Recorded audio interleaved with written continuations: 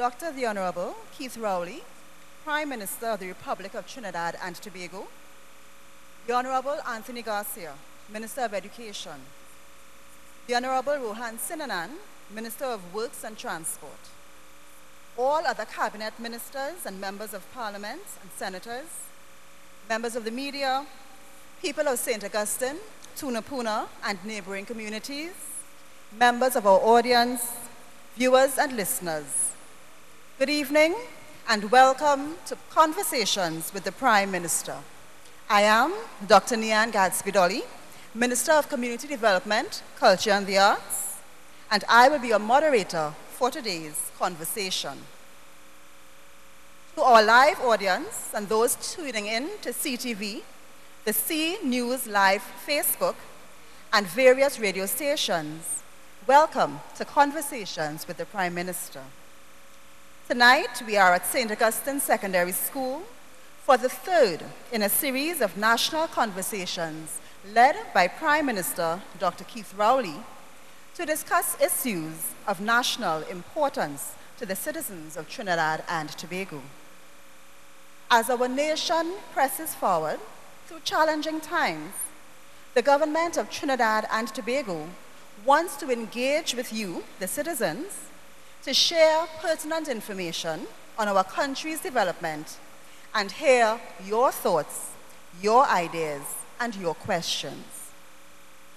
Earlier this year, we began this series with our first conversation held at the Maloney Amphitheatre in February. Our second conversation was held in Point Fortin in July. At both events, roughly 400 persons and thousands more at home joined us to hear critical updates in the areas of national security, energy, social development, and more, and to ask the Prime Minister about the government's short-term and long-term plans. We have come here today to St. Augustine to hear your views, your questions, and to get your feedback. We encourage you to engage with our panel in a positive way as we aim to create meaningful dialogue between government and citizens. This is how we work together to develop Trinidad and Tobago's true potential. Please welcome our panel tonight, Minister of Education, Anthony Garcia, to the extreme right,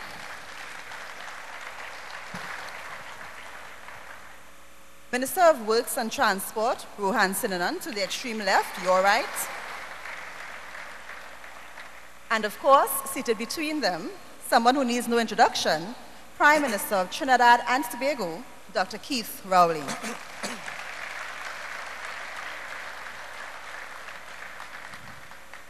I now welcome Minister Anthony Garcia to address the audience. Thank you very much, Madam Chairman. The Honorable Prime Minister of the Republic of Trinidad and Tobago, Dr. Keith Christopher Rowley, my fellow panelists, Mr. Rohan Sinanan, members of Cabinet, ladies and gentlemen. Let me begin by saying how happy I am to be here tonight to join with our Prime Minister in having a conversation with the general public. In my capacity as Minister of Education, I think it is important for me to relate to the general public in a timely manner what we have been doing in the system of education over the last 2 years. When I came into office as Minister of Education, I was reminded of the government's policies with respect to education. And our education system, in keeping with the policies of the People's National Movement, which are now considered as official government policy, our education system is based on 3 important pillars: access, quality, and inclusion. First of all, we are determined to ensure that we deliver a high-quality education to our nation's children, from early childhood right on to tertiary. We have to ensure that our children, all those who are of school age, have access to this quality education that we are determined to provide. And thirdly, we want to ensure that no one is left behind. We are aware of the fact that many of our students suffer certain challenges. And in recognition of these challenges, we must put things in place so that we can give the support that is needed to these children. With this in mind, one of the first tasks that was undertaken by this ministry was to engage in a national consultation on education. And that consultation was held in February 2016, where we engaged all our stakeholders. It was an exercise that ran over 3 days. We had one consultation in the north, one in the south, and another in Tobago. And there we heard the views of every stakeholder in education and members of the general public. And out of this consultation, we were able to formalize and formulate an education policy that is now before Cabinet, and hopefully in a matter of weeks it will be presented to Parliament. But arising out of this consultation, a number of initiatives have been put in place. The consultation focused, in some cases, on the Education Act. We had a review of the Education Act, and also we looked at the Concordat. Now, as you know, when we talk about the Concordat, very often a number of people raise eyebrows. But it is really an instrument that was put in place to ensure that the denominational schools can have a stake in education and they can maintain the religious character of their schools. On many occasions, the Concordat has come into question, and this is why one of the reasons that we included the Concordat in our consultation was to hear the views of the general public. We also looked at school maintenance and repair. Of course, when we came into office, we found that many of our schools were in a dilapidated state. Many of our schools needed proper maintenance and repair. In fact, most of our schools, in fact, a large number of our schools, more than 150 of our schools, are in a state of disrepair because they are old. I prefer to say they are aged. So we looked at that. Of course, if we are to deliver education, we must look at curriculum. And we have been doing a lot of work where curriculum reform is concerned, and right now, before Cabinet, we have a report on a task force that was appointed to look into the curriculum at the level of the early childhood and also the primary school. We know that if we are to succeed in education, if we are to deliver the type of education that will ensure that our students benefit, we must include our stakeholders. And one of our valued stakeholders is our parents. And therefore we looked at parenting in education, the part that parents can play, so that we can encourage that association with our parents. And of course, we looked at violence and indiscipline in our schools. I will talk a little more about indiscipline and violence in our schools and what we have done to curb that scourge that entered in our education system and the gains that we have been able to make over the last 2 years where this is concerned. One of the things that we set about to do and to reform as we look at the examination regimes was the continuous assessment component that formed part of the SEA exam. We were cognizant of the fact that the CAC was providing a burden on the shoulders of our students. We have had many concerns of parents who felt that this was an unnecessary imposition on the shoulders of our students. And of course, our teachers were also complaining. We listened to the views of our stakeholders. In particular, we listened to the views of the Trinidad and Tobago Unified Teachers Association, the representative body for teachers, and we also held discussions with the National Association of Parent Teachers. And arising out of the views expressed, we decided that we were going to call a halt or put a halt to the continuous assessment component. When that decision was relayed to the general public, it was met with applause, it was met with satisfaction, because it was generally felt that here it was that an effort was being made to make life much easier for our students who are toiling in the primary schools as they prepare for the SCA exam.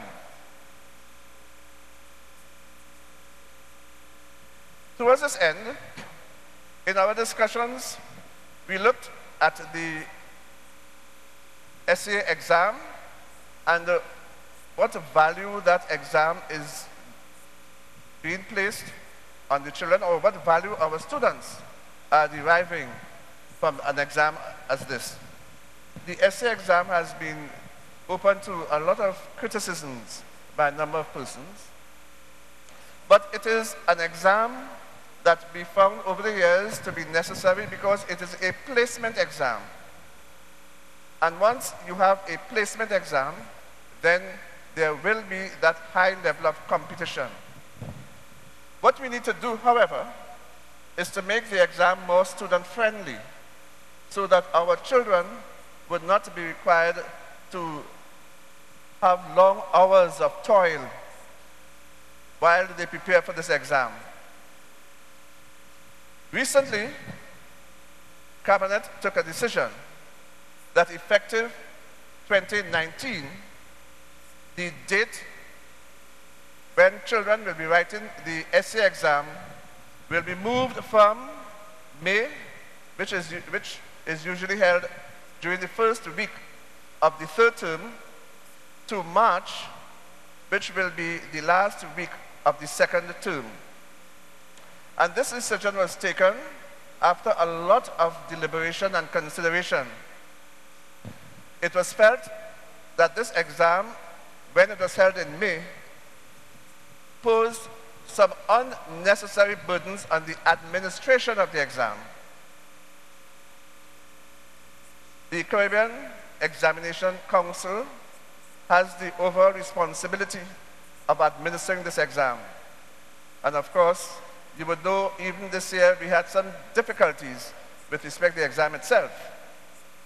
But more than that, even at the level of the Ministry of Education, when our teachers and those persons who were charged with the responsibility of ensuring that the placement of the exam, the placement of the students in this exam was done in such a manner that will allow our students to have their results before the school term came to an end, that caused a rush. It was felt that if this examination is brought forward, it will give much more time in the correction of the scripts, but more than that, it will allow the students who write the exams at the end of the second term to be adequately prepared for their entry into the secondary school. And many of the activities that those children had to forego when the exam was held in May, those activities would be able to be continued in the primary school.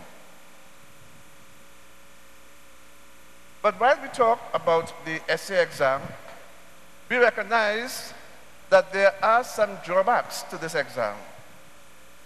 While we laud and we appreciate the outstanding performances of some of our students, in fact of many of our students in this exam, there are still a number of our students who are performing below standards.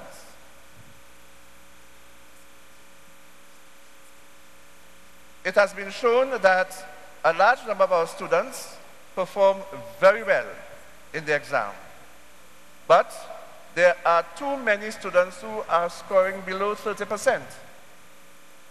While previously, those children were sent to the secondary school, and the principals of those schools have been consistent in their reports to us and their complaints to us about children entering the secondary system unable to read or unable to write properly.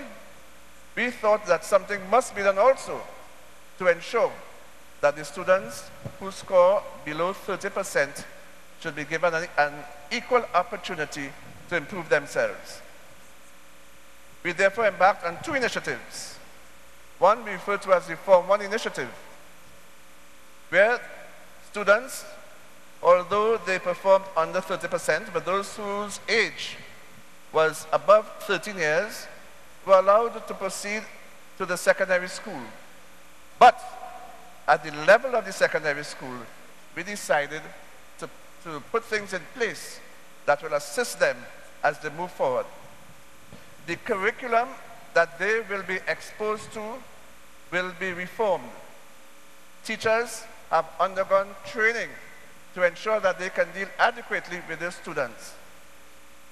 They will be monitored closely, and in the areas of numeracy and the literacy, there will be that concentration so that those students will have a better idea of how to read and how to write. In addition to this, the students who are below the age of 13 are allowed to return to the primary school, where they are given special treatment that will allow them to perform much better. And this is one of the initiatives that we have embarked on. Another important initiative that we feel very proud about is our Mova Laventille initiative, in which 25 schools in the Mova Laventille area have been identified. And these schools are given special treatment. This initiative is based on 4 pillars: literacy and numeracy being one, school discipline, enhancing school discipline another, parental infrastructure and aesthetics third, and the fourth one, parental involvement. The responses that we have been receiving from those persons, either the parents or the teachers or the students themselves, those responses have been very encouraging, and therefore we find that our students are on the road to recovery. These are some of the initiatives that we have embarked upon, and therefore when this meeting will be open to question time, and I will be able to expand a little more, I'm sure you'll have some more questions to ask. So at this point, I will close. Thank you very much.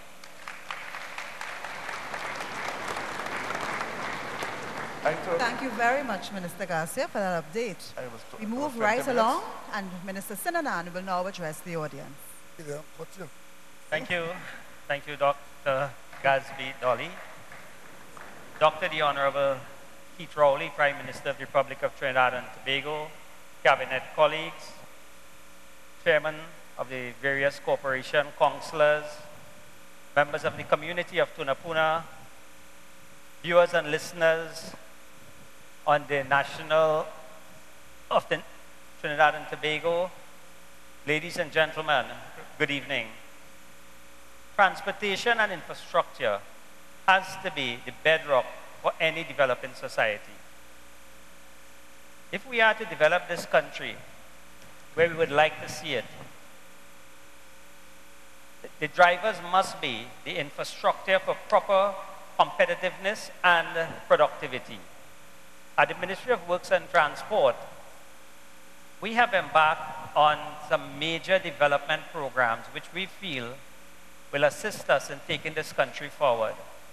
We have divided the portfolio into 2 categories in terms of the major development projects and the community projects. What I would like to do this afternoon is to give you a brief overview of some of the projects that we would have embarked on for the fiscal year 2016-2017 and what is expected to continue into 2017-2018. some of the major projects coming out of the People's National Movement Manifesto, which is now a government policy, started with us looking at the continuation of the Point 14 highway from San Fernando to Point 14. I am happy to report that the government was successfully able to recover $1 billion from the OAS contractor. That money have been put towards the completion of the highway. And immediately we started off at the start of the reconstruction. We had 3 packages out for tender. All 3 packages were taken up by local contractors. Because unlike before, what we started to do is to cut the packages into sizes where local contractors were able to participate. This was not done before, and what you found is that foreign contractors were the only one qualified to handle these mega projects. 2 days ago, 4 more packages closed off the tendering process, and we expect within the next 30 days, the evaluation should be completed and 4 new packages will start. At the end of October, we'll have 5 more packages coming out on that highway. That will bring the highway from San Fernando to Point 14 and La Brea. With that piece of construction down in the south, within the next 2 weeks, we'll be turning the sod for the Manzanilla, the Waterfield to Manzanilla highway. That is another major project. And in 2016, 2017, we were able to achieve that dream that just a couple of months ago, people were saying that was a pie in the sky project. Another major project we were able to achieve is the Curep interchange. We all know the history of that project. That project just was not getting off the ground. And I'm happy to say that we have made an award for that project last week.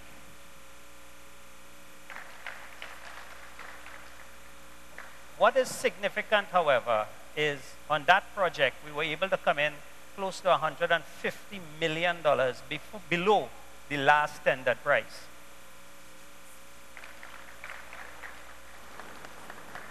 All major projects now, because of the method that we are using, competitive tendering, and making the package in such a way that local contractors could now compete with one another, what we find happening is the prices that these projects are coming into, the citizens of this country are significantly benefiting from the reduction in price.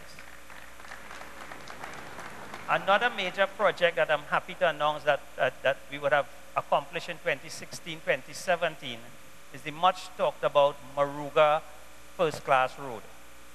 I'm happy to say that next week we'll be turning the sod on that project. That's a major project for the Maruga area, which will lead us to the fishing port that is earmarked for that region. I'm also happy to announce that the Toko, the new road to Toko, we have in our possessions now the route alignment, and the consultant is about to present to the Cabinet and the Infrastructure Committee the new route alignment. Once we get the all clear with that, that's another project earmarked for 2018. Also, there's a port in Toko. We always heard about that port in Toko that could bring Tobago and Trinidad much closer together. The consultant is almost finished with the conceptual designs, and we expect that port to be tendered out by December of this year. Yet again, another major achievement. The Diego Martin interchange. For years we have been hearing about that Diego Martin interchange. Well, the consultant had given me the assurance, again, by December of this year, that project will be ready for tender. So we expect boots again on the ground in 2018. We have a lot of, those are the big major projects. However, there are a lot of small contractors who keep complaining that they can't participate in these big projects. So under the pure unit, In 2016, the pure unit was able to do 125 projects. What we found when I went into the ministry in November is that there were a lot of bills that was pending from 2014, some from as far back as 2013, 2015. So we could not do as much work because we had to honor some of these bills. 125 projects is a lot. However, in 2017, we have already costed 300 projects. Now, these projects, we expect the smaller contractors to benefit significantly from them because the larger contractors will be taken up with the mega projects. So we expect most of the small contractors to at least have the opportunity to put their equipment to work. But I must say, gone are the days when we'll be giving out contracts. What we're trying to do now at the ministry is we will have competitive tendering. So you might be a big contractor, you will be a small contractor. What we want is value for money. Because for too long, the citizens of this country have been paying a hell of a high price for jobs that is done in the private sector for at least 50% of the cost. And I think with the shortage of funding, we need to do more with less. However, there are opportunities for everyone. In our drainage department, we recognize the weather pattern that we are getting now. And there was some challenge, I must say, getting this department up and running. But I'm happy to say that the drainage department was able to achieve 118 projects. All indications from the drainage department, that is a significant amount of projects to achieve in 1 year, especially when you have a shortage of funding, when we do have challenges with funding. What the drainage department has assured me that they will complete all those projects by the end of this fiscal year, meaning by the next 2 to 3 weeks. And the drainage program is going to start from January next year. We're not going to wait for the rains and June and July to start these projects. From January, because they have already costed and earmarked all the projects that they want to get done in 2018. And my intention is to work with them so by January, we will start this project. What we expect then is that the projects will cost a lot less because we will use a lot more competitive tendering in the drainage program. Under the highways program, the highways division was able to achieve 111 projects. Some of these projects might be smaller projects, but again, in the highways division, what we found is that with competitive tendering, the cost of road paving have gone down almost 50% in some instances. Because we have what we use now is that we don't do selective tendering with 3 and 4 contractors. We bring all the contractors who can pave, put them on the job, and what we find is the competition level has driven the price down where just recently we had funding for 4 projects. We were able to do 6 projects because of the price that we got. And that is the way the ministry is operating now. And I really do hope we could continue on that vein. Under the Ministry of Works and Transport, there are a lot of other state enterprises that fall within our purview. One of them is the PTSC. Public transportation is key if we have to achieve that efficiency that we want. I'm happy to say that I've been working with the board of the Public Transport Corporation, and I'm quite satisfied that they understand where we want to take public transportation in Trinidad. I'm excited about an app that they're talking about where you can track your bus, where it is, what time it's coming, and what we're trying to do is to get technology to drive the public transportation. This year they were able to get 35 new buses. 15 of them were tailored for Tobago. Government, I see a distinguished member, Mr. Eddie Hart and Mr. Junior Williams.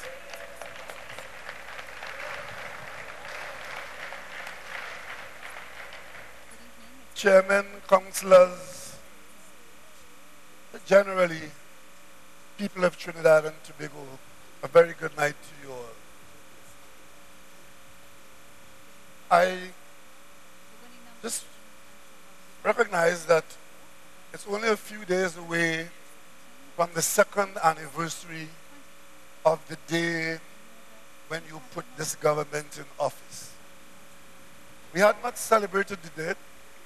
Maybe tonight we could consider tonight as the celebration of the second anniversary of your effort.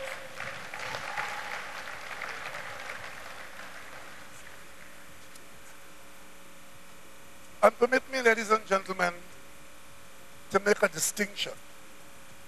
Because something happened on the 7th of September 2015 when you went to the polls at a very difficult time in our country's history. You went to the polls to choose a government when things in the country had not been going the way you thought they should go. So if today there's a poll in this country that says that some people who are not happy with the way things are going, just remember that the reason why you changed the government in 2015 is because you were not satisfied with the direction that the country was going then.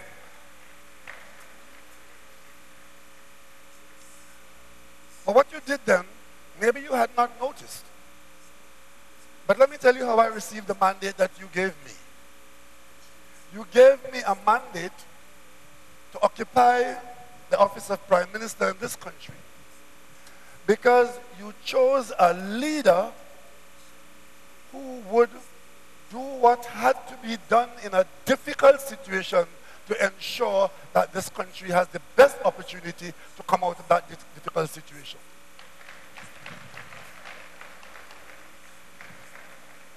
I accepted that mandate with humility, saying to you that I will be a Prime Minister for all of Trinidad and Tobago, and I intend to keep that. And of course, you did not elect me to try to be popular, because populist politics is what got us to where we are today.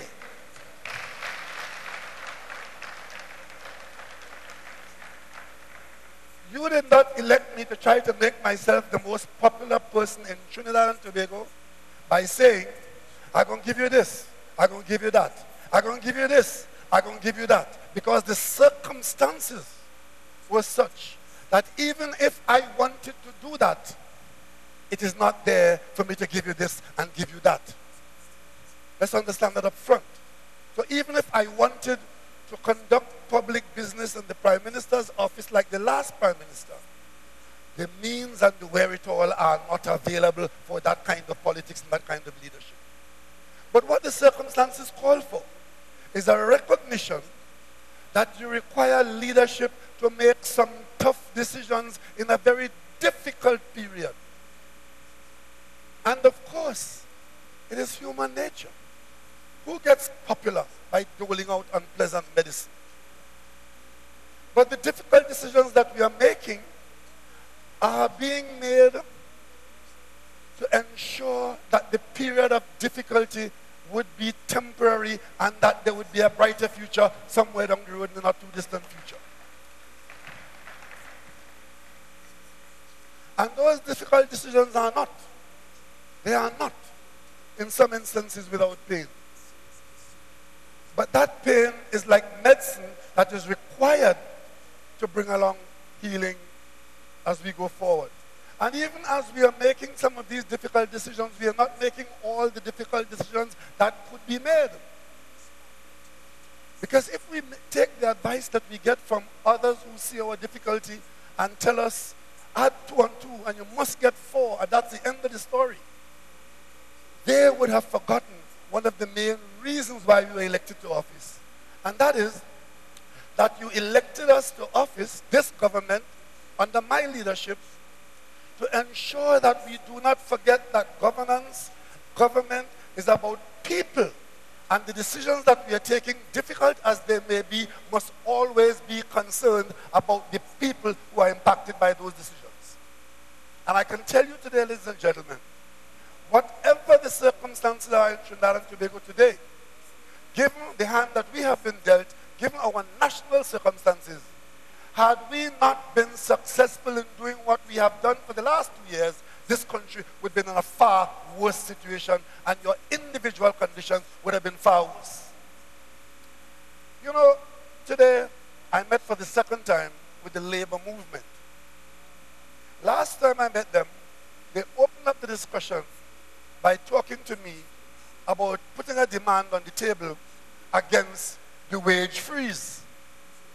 And we had a discussion on that, and I had to point out to them, and I'll point out to you now, that the only employees in Trinidad and Tobago who are under an announced wage freeze are the parliamentarians in Trinidad and Tobago, the members of cabinet and other members of parliament.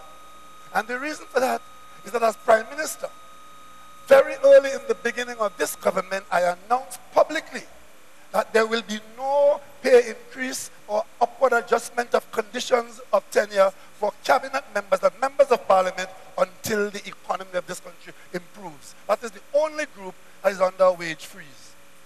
There are other groups who might have expectations.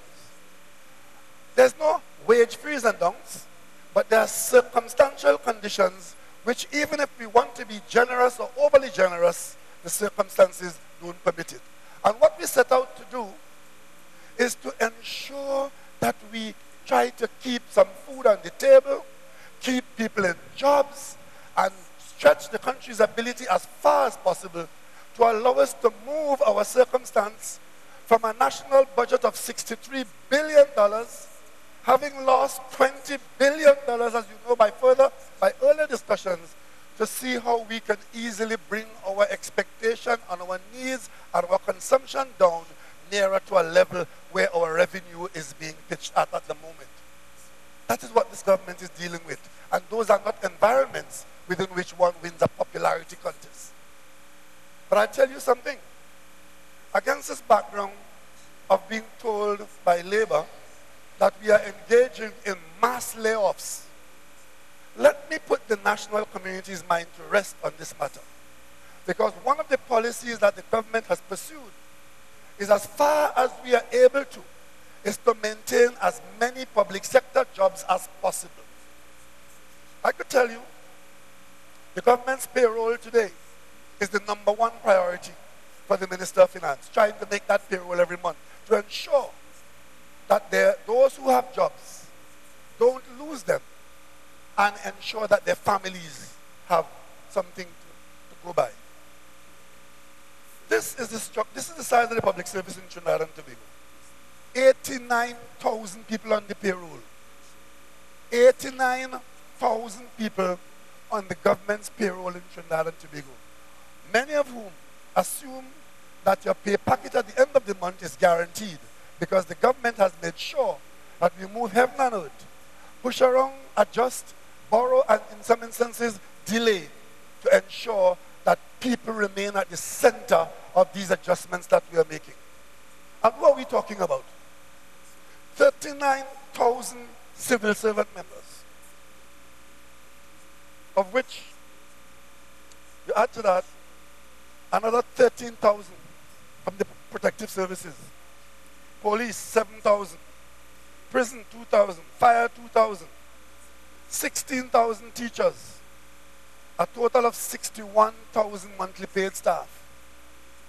We try to keep, as far as we're able to, keep them all in jobs. We have another 22,000 daily paid workers on the government payroll and 5,500 in the defense force, giving us a total of about 89,000. So if in that environment, every so often you hear something happens and we may lose 5 jobs here, 20 jobs, 100 jobs, that in no way should create a national debate about mass layoffs and mass retrenchment. There might be some contracts that have come to an end, and based on priority or needs, we may not renew those contracts. But the bottom line is there has been no policy in this government to manage the gap between expenditure and revenue by mass retrenchment, mass layoffs, and simple reduction in the public service. That is an option which which the government has not pursued.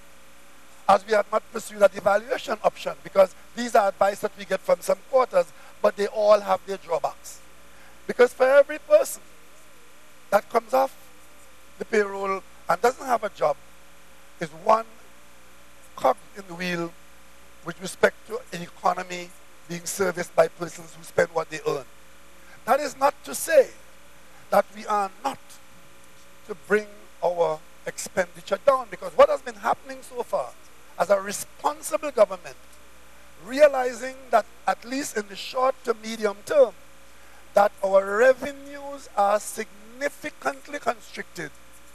We are duty-bound during this term of office that you have given us to bring down expenditure.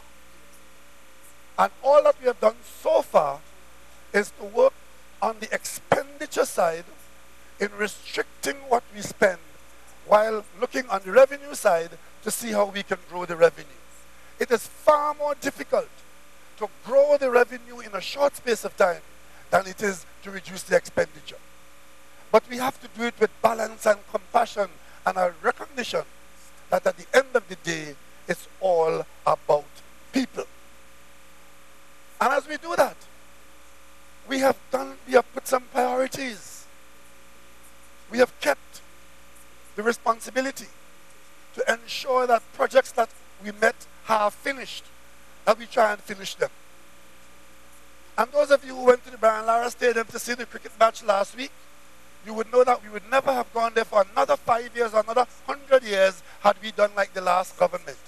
We met that project 85% complete, and we completed it.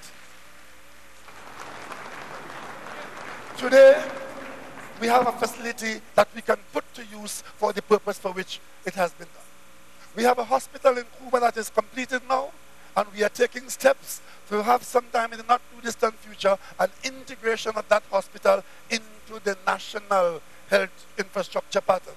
We are hoping, and we're still hoping, that we can get some private sector involvement in that to bring it in the health system in such a way that we don't have to rely 100% or at all on government expenditure, because government expenditure is constricted. And we're keeping an eye on two other hospitals which we have continued to construct. The hospital in Arima and the hospital in Point Fortin. These projects are underway at various stages. Contrary to what you might hear from misinformation along the way, those projects are proceeding apace. So in this country, in this period of restricted revenues, we are facing the possibility of having to commission and open 3 new hospitals, which means 3 sets of doctors more, 3 sets of nurses, 3 sets of other caregivers of all type, and of course an addition to the government expenditure. That is what we're looking at. We have not closed a school, we have not sent home a teacher, we have not stopped programs which we believe are central to the requirements of maintaining the basic quality of life for the people of Trinidad and Tobago. Recently, this year in particular, our athletes have done particularly well in many areas of endeavor. And what we have done even in this guava season is to maintain our expenditure on our elite athletes program. We are not able to fund every athlete that has an ambition, but we have a program in place where when certain standards are met by some of our citizens, they get significant support from the government of Trinidad and Tobago. Some may say that that support is not enough. Some may say it doesn't pay all their bills. But I know that you, the taxpayer, know that that is the best that you can do at this point in time, supporting our elite athletes. And I must say, they are making our country proud. Our major objective as we try to close that gap between revenue and expenditure is that we have to maintain a public sector investment program, which means that even as we're struggling to keep those who are on the payroll, we have to find the ability to fund new projects, to create other employment opportunities as we build infrastructure and other things so that the economy can grow. Because it is only when we achieve that target of economic growth that we can then be comfortable that we are, in fact, on the right pathway, at the right pace, providing opportunity for those who want to participate and who should participate in the economy. Economic growth depends in this country on a government-funded public sector investment program to support whatever the private sector is doing, and the government proceeding to have policies and programs in place to encourage the private sector to invest. And between the government public sector investment program and the private sector, we should be creating opportunities for participation and the economic growth that we hanker after as we go forward. We would like to spend less money on our defense and our security, but the chronic crime wave in Trinidad and Tobago and the constant criminal conduct in this country demand that we continue to put that effort out there. Unfortunately, the police and other security aspects of expenditure have moved to number 2 on our priority list of expenditure. Education first, national security second, even above the national health. But health is important. But if you don't have security and safety, that too is a kind of loss of health. But I'm pleased to tell you that the efforts that we have been making with the police service and other aspects of national security under government's policy, that we are not looking to the teachers or the priests or the doctors or the nurses to carry out their duty as responsible to respond to the criminal element to protect and serve, that those efforts are beginning to bear some incipient fruit. We are beginning to see some improvement in the performance of the police. We are beginning to see some improvement in results. And only today, I have heard the police saying that they are beginning to see greater cooperation from some members of the national community, which are assisting them in getting a better result in fighting crime. We are on the right track. Crime fighting and a response to the criminal element in this country is the duty of those under the national security apparatus. If we stay the course, if we do what we have to do, not just the officers in uniform or those who are not in uniform, but the citizens themselves in more ways than one. And tonight, I want to condemn those people in communities who attack the police when the police is carrying out law enforcement operations.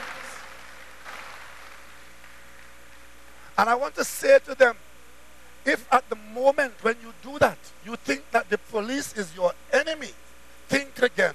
Because you too, one day, 1 hour, when the criminal element turns on you, after you call out to God, you have to call out to the police. So stop that foolishness. We need a national cooperation. Let me just make one more comment before I open the floor to you, because I have come to hear you as much as you come to hear me. When things are difficult, even in the household, the way to go about it is not to wail and bemoan and belabor and try to blame everybody around you.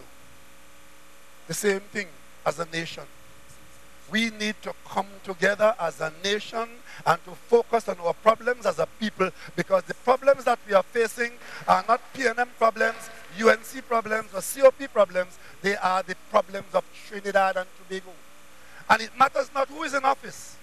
If we don't address those problems as national imperatives, then all we will see is a longer period of suffering and very little prospect of turning around the corner.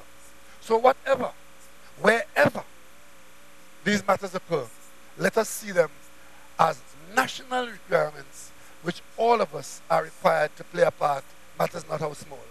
And recently, I went to a radio station, and I was asking that radio station what I would say is the main challenge that I face as Prime Minister. And without hesitation, I could easily have said, and I said it, that if I leave this job tomorrow, I would say, when I was Prime Minister, the most difficult challenge I had in Trinidad and Tobago was the level of corruption that permeates Trinidad and Tobago as a society. And I say that tonight to make a point, that persons who engage in corrupt practice, whoever you are, wherever you are, whether you are PNM or not, you will find no solace in this PNM government And as far as I'm concerned, corruption, wherever it occurs, anywhere in Trinidad and Tobago, every person in this country must want to know who is corrupt and hold them accountable for their actions.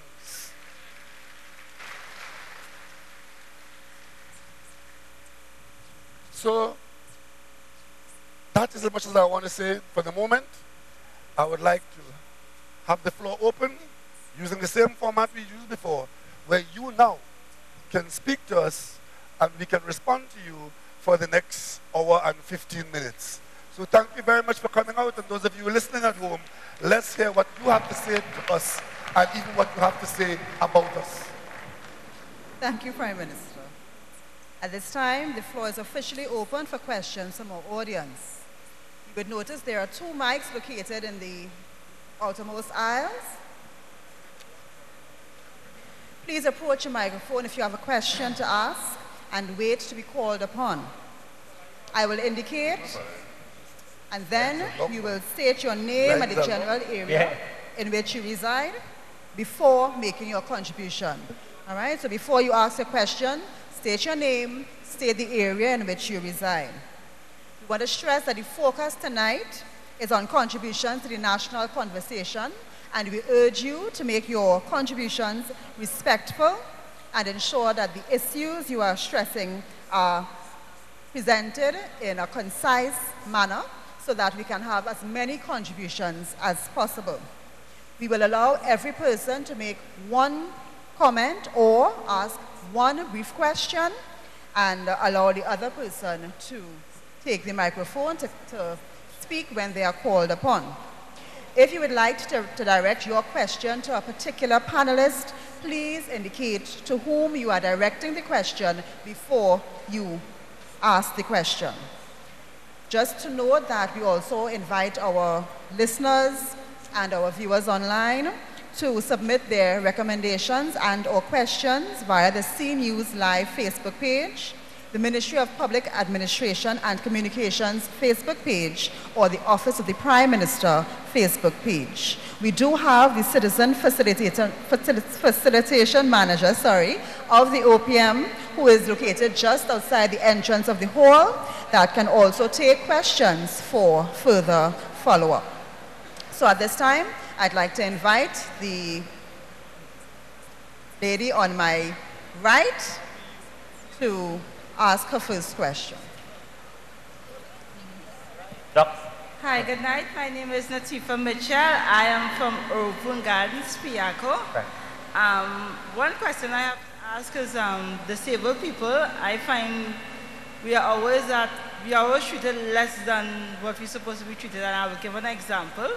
If you are seeing about anything in the social welfare division, they take very long to see about what you, so I will give an example. I see about something for 4 years now, and it's not moving at all. So I find disabled people, really and truly, who goes to that social development office are not treated the way they're supposed to be treated. And another very important question, I have been living in Open Gardens for 7 years, and the state company, TSTT, is not within our area, so they are our last resort. You get every other phone company except TSTT, and the other new areas are experiencing the same thing, so you all need to address TSTT coming within the area to set up phone lines. So that is something I want to be addressed. Okay. And no postal service. Please, we need postal service. Thank you. Excuse me, you did say there was something that wasn't addressed for 4 years. I missed that. What was that? That was the TT card, 4 years now. Your what? TT card, food card. Food card.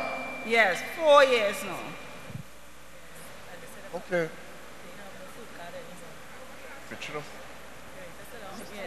We do have some persons who are taking account of what you have said, and we will ensure that the relevant government department, you've identified TSTT, and I'm sure that we will get that request to them for those new developments to be accelerated into the business package. Thank you very much. Most welcome. We'll take the gentleman to my left. Good night. Honorable Prime Minister and Ministers, welcome and good night to all the citizens of Trinidad and Tobago. Mr. Prime Minister, I was very glad when you said that governance, at least from your vantage point, is about people. Mr. Prime Minister, there are upwards of 200,000 citizens in Trinidad and Tobago who are suffering for housing. There are some of them on the HDC list for 40 years and some of them more.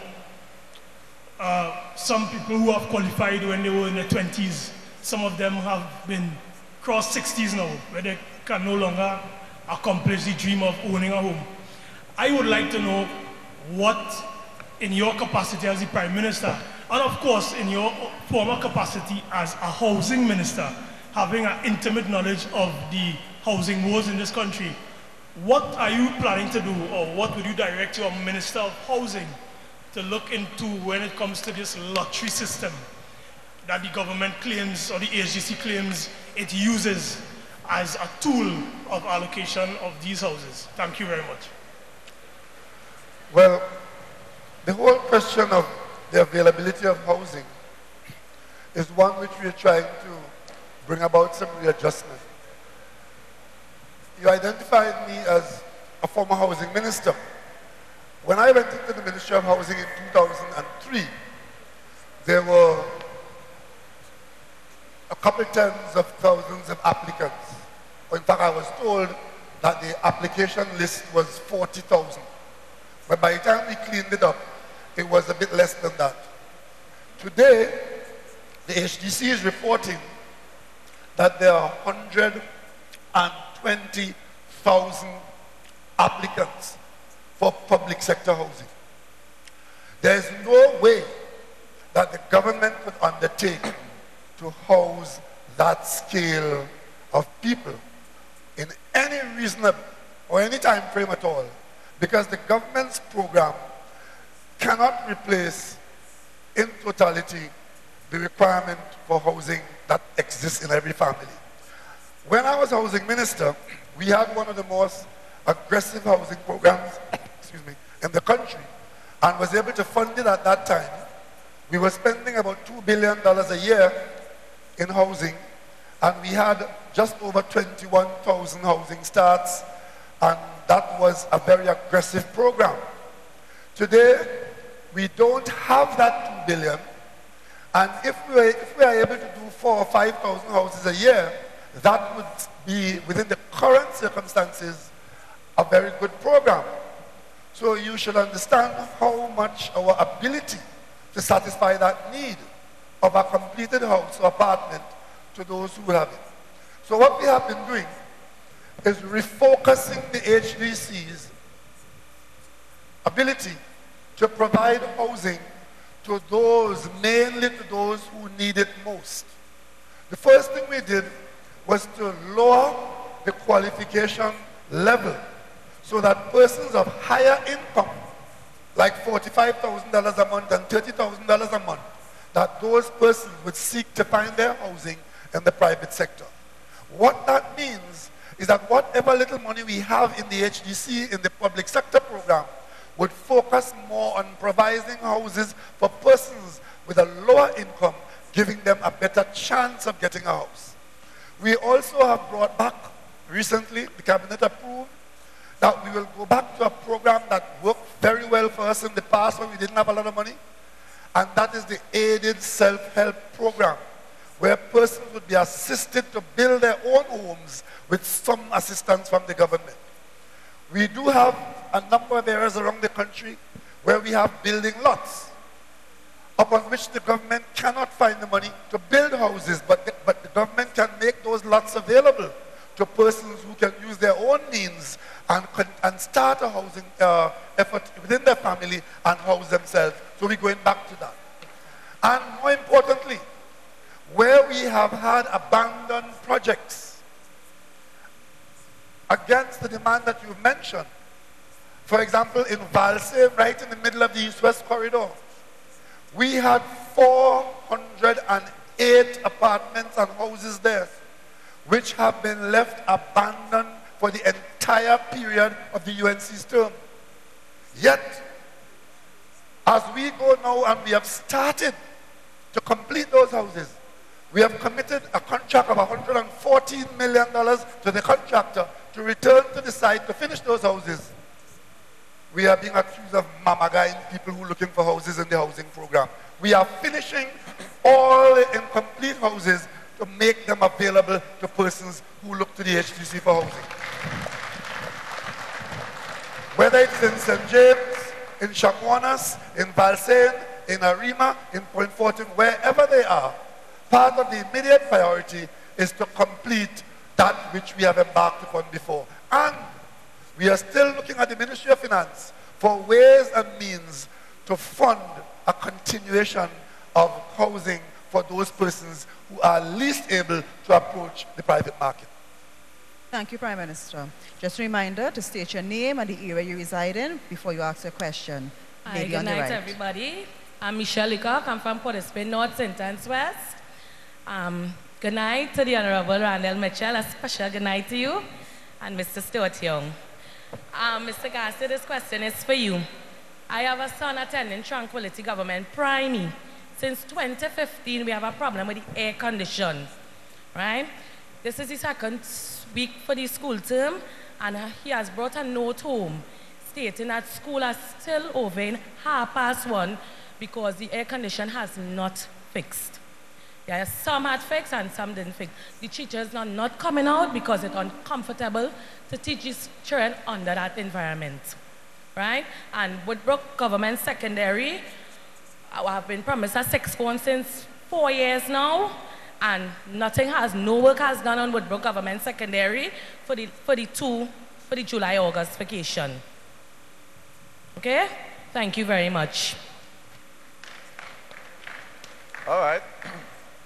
Let me respond to your first question.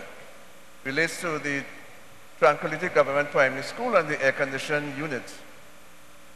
That school has been under the supervision of the EFCL in terms of repairs and maintenance. The air conditioning in that school has broken down on several occasions, but we at the Ministry of Education have provided all the expertise that was necessary to ensure that that school was able to function. I keep saying that one of the pillars upon which this government and this Ministry of Education builds is that we need to have access to ensure that our children have access.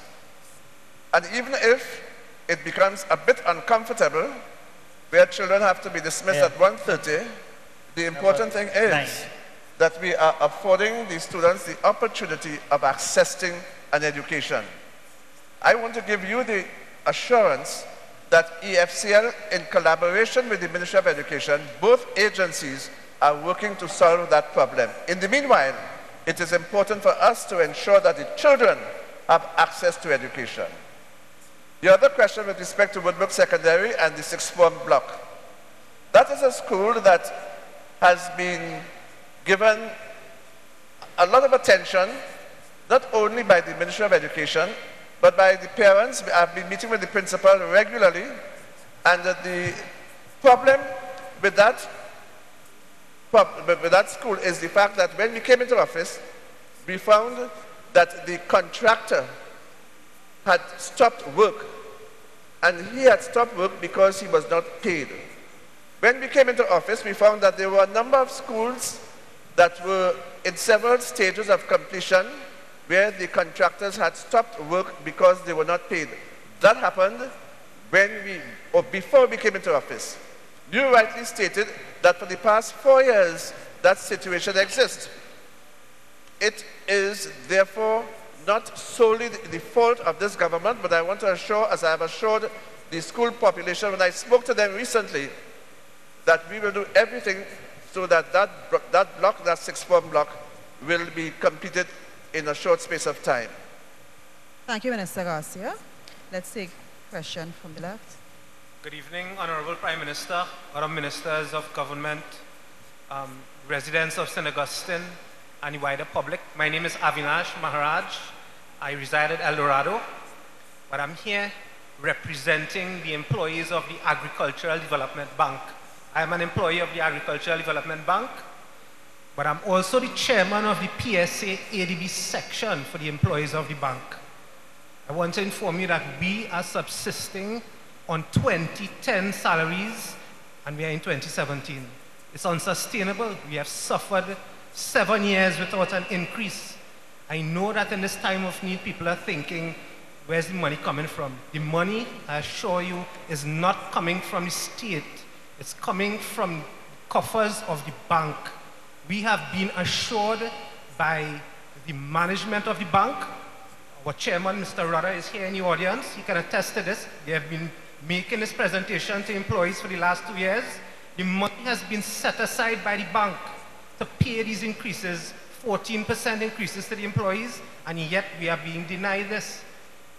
We have been offered 9% in March of this year. We rejected that because all public servants were given 14% for the period 2011 to 2013. We have the funds set aside at the bank to pay the 14%, but we're not getting it. Since March till now, we have not heard anything about our increases. What is going on? We ask the Minister of Finance to please convene a meeting of the Human Resource Advisory Committee to just give us the signature to pay the 14%. We're not asking for the money from the state. We're just asking for signatures and approval to pay the 14% increase that is already at the bank. Monies that farmers would have paid through paying interest, through paying fees on their loans that have been recovered by the employees doing their work. This money is set aside in an account at the bank. Okay, thank you, sir. I think we get it. We just need some resolution, please. I mean, we are in limbo for so long. Thank you, sir. Thank you. We get the gist of it.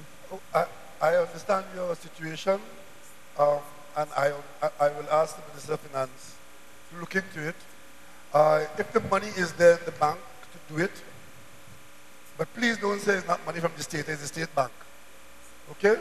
Say it's not there from, it's not coming from the treasury. But as far as I recall, the ADB is 100% state-owned.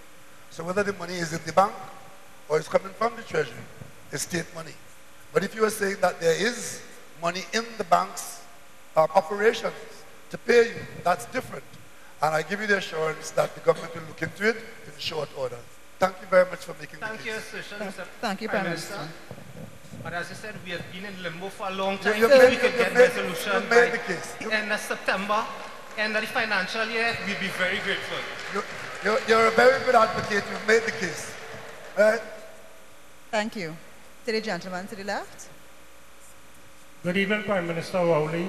Good evening, sir. And panelists, all protocol observers. My name is Stanley P. Jones. I'm a resident of the St. Joseph constituency. Now, Prime Minister Rowley, we talk about diversification, but as far as I see, there's more talk, but limited action. A few weeks ago on television, I observed that you were in the process of opening the Caranage fishing complex. I welcome that. I have been to Grenada about a month ago. In Guave, they have a fish fry. We see a lot, I observe a lot of tourists here. Things are going good. I've been to St. Lucia, I went to Garcia, Anslarai every Friday, something going on. Well, Barbados, is it? Or is still fish market? Busybody on Fridays. So, I would like you to look into it. My question to you is, when can we expect the fishing complex in Caranage to be opened? Well, I'm glad that a resident of St. Joseph is paying attention to the fishing market in Caranage. And when you saw me there, I wasn't about to open it.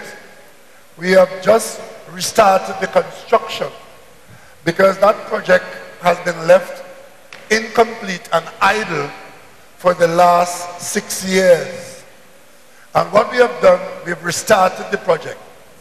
And it is our expectation that that project will be completed by the end of December, or is it March? I think it's March we're aiming for. And when it is completed, the intention is to have it contribute to the local and the national economy in the same way that you mentioned at Anselm in Lucia and Oysters in Barbados, where the community can have economic activity based on the sea, and we are combining that with culture, so it's a place to spend time. And in the Western Peninsula, there's so many people partying down there that very soon, by the middle of next year, we expect that the Carnage Fish Market, Fish Fry and Bandstand would be a household name in Trinidad and Tobago. That is the part of the economy we're working towards. Thank you very much. But it has been left abandoned for under the last administration, and even under this difficult situation, as I said earlier on, we are trying to complete all these projects so they can play the role that you have just identified. That's one little contribution to diversification. Thank you, Prime Minister. Ladies and gentlemen, as you know, we have an audienceship on Facebook who is also asking questions, and at this time, we would like to take a question that's coming off of the Facebook feed. This question comes from Ray Graves. How does the ministry think a company can assist in improving the SEA results of poorly performing schools in one of its fence line communities? May I ask that again? Say it again. And I believe this is directed towards the Education Minister. How does the ministry think a company can assist in improving the SEA results of poorly performing schools in one of its fence line communities?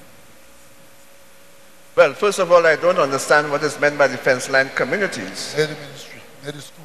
Sorry? Communities around the school. The communities around the school have been told by the Prime Minister.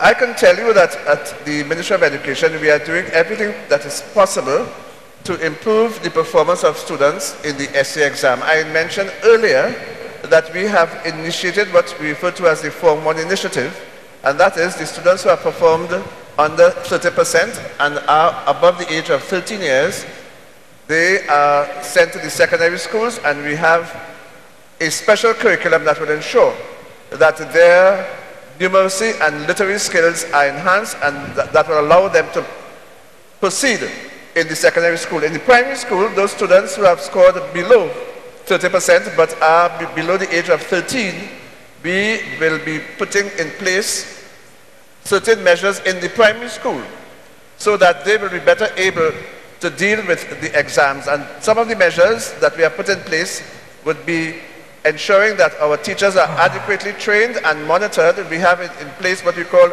a school-based management system that will include all actors in the education system. The school supervisors will be visiting the schools regularly. Our curriculum officers will be visiting the schools and working with the teachers to ensure that the curriculum is implemented in accordance with what is standard practice. And of course, our principals and our heads of departments and our deans will all be engaged to ensure that our students have the requisite support that will allow them to perform to the best of their ability. In some instances, particularly in primary schools, we are going to do some diagnostic testing because there are some students who suffer from learning disabilities, and we want to ensure that we get to the bottom of it so that we can provide the necessary support. And with this, we have engaged our Student Support Services Division so that they can provide the necessary help for our students. If I may be permitted, Madam Chair, to add to what the Minister has said, particularly in the context of fence line contribution. A few months ago, I think it was last year, I made a plea to the national community to embrace volunteerism, particularly in a time of straitened circumstances. And if you live next to a school and you have a particular skill, whether it is an art, culture, or literature, whatever it is, and you believe that you can contribute something to those students who are going into that school, there's nothing to prevent you from walking into the school and walking up to the principal or the teacher and say, listen, I would like to help by contributing this or that to the school. And you form a group, and the next thing you know, you have a very good program in the school led by someone from the community who volunteered to do something in that community. I hold that out to Trinidad and Tobago at this time. Thank you, Prime Minister. Thank you, Minister Garcia. Let's have the question from the gentleman in blue. Good evening, Prime Minister of Trinidad and Tobago, his cabinet colleagues, and the rest of the people in Trinidad and Tobago. My name is Anstey L. Peen. My main focus is technical vocational education in Trinidad and Tobago. Could you tell us what area you come from? I came from Cuba South. In the 1950s, we had developed an education system, technical education system, by way of the San Fernando Technical Institute and the John Donaldson Technical Institute. We had a flourishing apprenticeship system throughout Trinidad and Tobago. When I look around now, I see that there are problems throughout when we look at the energy sector, problems, and I'm certain the root cause would be lack of technical training and experience. When I look at the shipping industry, I'm seeing problems, and that is mainly, in my view, a lack of technical education and training. I am asking, what are the plans for the development of technical vocational education in Trinidad and Tobago? And when I say development, I'm not talking about more of the people doing welding and more of the people doing mechanics. I'm talking about vertical development. Why? Since 1950s to now, and we have so many vehicles, for example, in Trinidad and Tobago, we have not sent people to do automotive engineering degrees. That is what I'm talking about. Vertical development. You do an apprenticeship, you develop from there, and then you are now given scholarships to go on and do degrees in the technical area. UTT, when UTT came, I was jumping happy because I was saying, now we're going to get technical education and training being developed. But I am not seeing that. Please tell me your plans for technical vocational education and training. Thank you very much, Mr. Payne. I am very happy to know that you are still involved in the area of technical vocational education because you know both of us worked in that same area for a number of years and your interest remains. Thank you very much. I want to let you know and let the audience know that we are very much concerned about the growth of technical vocational education in this country. I don't want to go back on what happened previously, but we know this area was one of the areas that was sorely neglected by the previous administration. We have been working very hard with our technical vocational institutions. For example, the Metal Industry Company Institution of Technology, MICIT. They are working so that they will be able to produce persons who have the requisite skills to ensure that the technical vocational sector is well in hand. Right now, as I speak, there are some 25 persons from the MICIT institution who are in Germany who are pursuing a course of training that will allow them to come back and give to the population, to the country of Trinidad and Tobago, their expertise so that we can develop. We have different stages of technical vocational education, and in terms of YTEP, YTEP deals with the first and second levels of technical vocational education. We are giving YTEP the necessary support so that they can produce the type of students and the type of persons who will be able to deal with some of those programs. You spoke about the University of Trinidad and Tobago, and we have the UTT in San Fernando, and we have UTT, what was formerly John Donaldson Technical Institute, and people are pursuing courses, and we have introduced a number of courses that will allow our students to blossom in this area. I want to dispel the rumor or the feeling that many people have, and that is that technical vocational education and training is for those persons who are duncy. That is far from the truth. I was about to say myself is a classic example, but I wouldn't say that. Except to say that in terms of technical vocational education, this government and this ministry has been doing everything within the last 2 years to ensure that technical education training is put on the front burner. And Mr. Payne, I will invite you to come to my office so that we can continue the dialogue that we have been having over the years in an effort to learn from your experience. Thank you very much.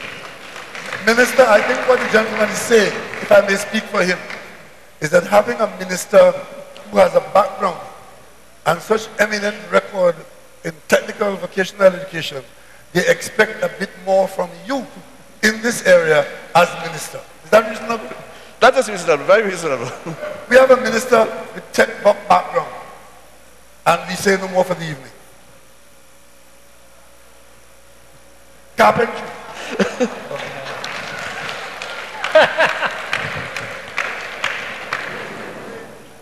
Hi, good evening, everyone. Good evening, Honorable Prime Minister and members of the head table.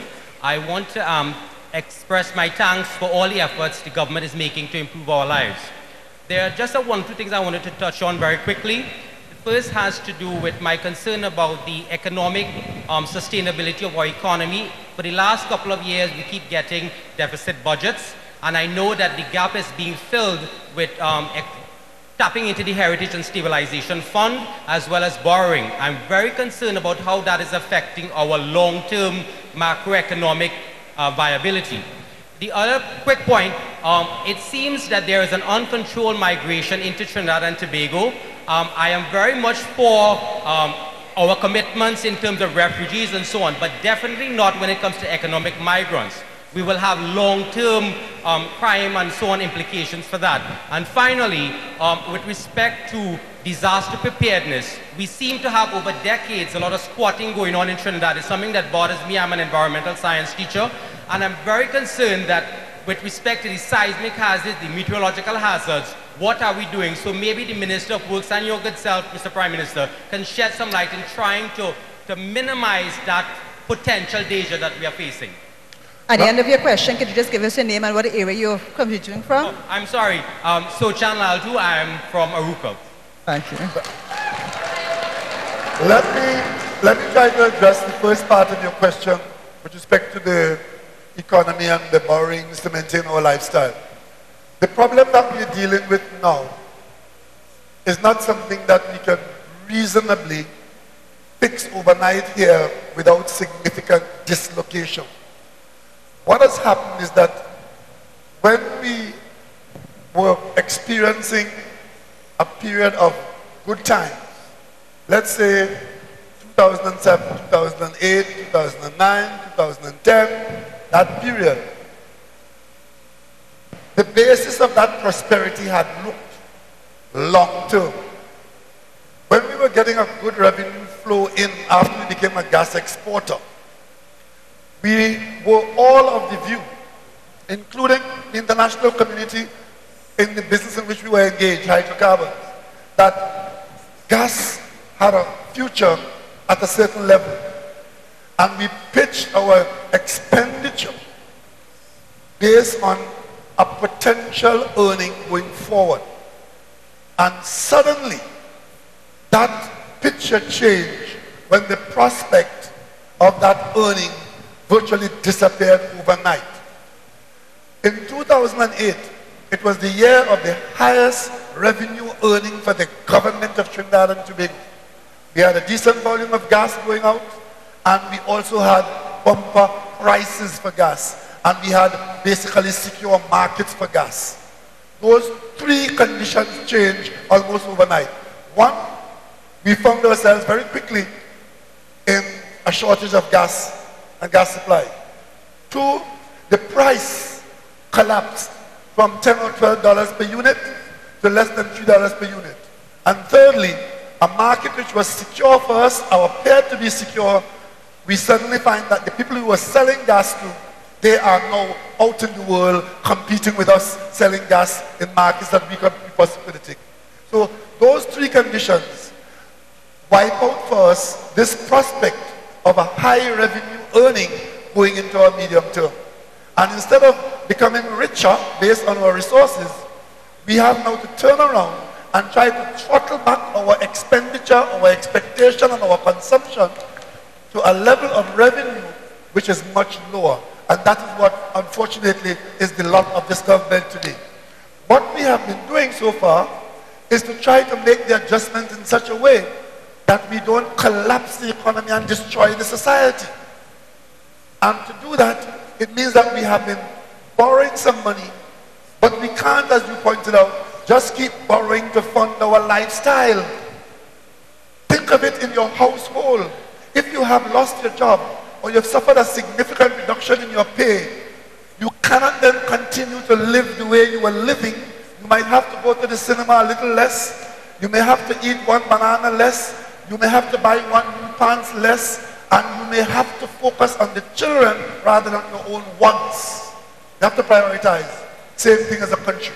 And unfortunately, in this period that we have the wheel of the country, the administration today, that is the assignment that we have. We could be irresponsible and borrow to be popular and wreck the country and destroy the country. This is not what you elected us to do. I think the Minister has... So I can take the second part of the question. I share your concerns. I have been to 36 of the 39 constituencies in Trinidad over the last 10 months. And one problem is common, is flooding. A significant contributing factor to the flooding is man-made. A lot of the residential house developers and a lot of commercial activities, what we find happening is most of the water course is being blocked. And it's all being blocked in order to maximize land use. That is a serious problem that we faced with. Coupled with that is some of the squatting settlements that has no proper infrastructure. And in most instances, these squatting areas are low-lying areas, which normally will be prone to flooding. What I intend to do is to work closely with the Minister of Planning and the local government representative, the regional corporations through the Minister of Rural Development. As a country, we have to get very serious in terms of obeying the laws in Trinidad and Tobago. Fortunately, we have not gotten any major disaster. But what we see happening around the world, we need to put our house in order, and we need to start as citizens here to be more responsible as to where we build and how we build. Thank you. Take one more question on this side. Pleasant good night, Honorable Prime Minister, Minister of Education, Minister of Works. Prime Minister, I must commend you on that decision you made in 2015, when even before any minister was elected and we had gone to the polls, you appointed Minister Garcia, Minister of Education. That was a decision well placed. Thank you very much. And I applaud you when you identified him as a tech work teacher. Having come through the junior secondary school system, Mount Hope Junior Sec started in 1972. We were the first batch. I was a part of the first batch. And the tech work teacher is now Minister of Education. He started his career at Five Rivers Junior Sec, where he imposed the title as the best woodman in the world. Mr. Minister, I'm asking you, Mount Hope Secondary School, 6 years, standing there as an edifice, incomplete. This year, the alumni is celebrating 45 years. And we are asking that that Mount Hope Secondary School be completed. Secondly, Minister of Works, I heard you with some very tremendous programs coming on stream. I heard you talk about competitive tendering. There's also a tendering called PBQ, something you would know about. There's also, in the contracting industry, the large, the small, and the deprived contractors.